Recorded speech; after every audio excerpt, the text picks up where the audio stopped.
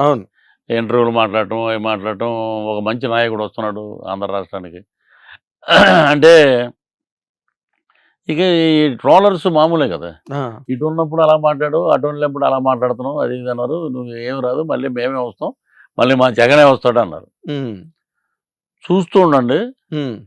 151-24 అన్నా నేను అప్పుడు. హ్మ్. ఈసారి 160-24 రాకపోతే అడగండి అన్నా నేను. హ్మ్.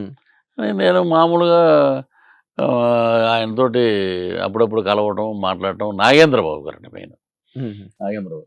ఏ నువ్వు అలా డల్‌గా ఉండటం మాకు ఇష్టం లేదు.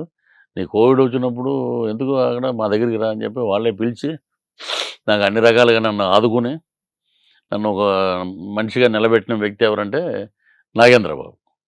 భీష్ముడు. అవును. సో, అలాగా ట్రావెల్ అయ్యేటప్పుడు 2024లో నేను ఒంగోలు ఒక పని మీద వెళ్ళాను అమ్మవారి గుడికి.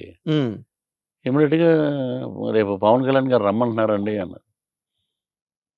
ఎవరు మాట్లాడుతున్నాడో తెలీదు.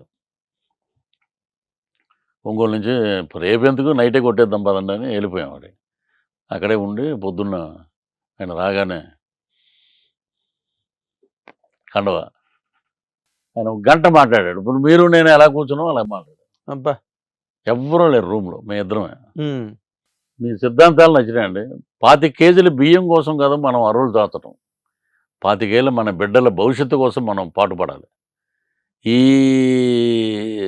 ఏంటి ఇది ఈ యుద్ధంలో నేను ఆహుతైపోవచ్చు. నా ప్రాణాలను కూడా నేను పణంగా పెట్టి పోరాడుతున్నాను ప్రజల పక్షాన. అవును. ఆయన స్టేజ్ మీదే చెప్పారు కదా! ఆ! డైరెక్ట్‌గా. అది ప్రజల్లో మీ చేతుల్లో ఉంది ఆయుధం. మీరు దాన్ని తీసుకెళ్ళాలి. ఎన్ని రోజులు పవన్ కళ్యాణ్ గారే చెప్తారు. మీలో కూడా రావాలి ఆ తెగింపు అనే మాటలు నన్ను బాగా ఇన్‌స్పైర్ చేసినాయండి. ఒక ఒక కాఫీ తెప్పించారు. తాగాం.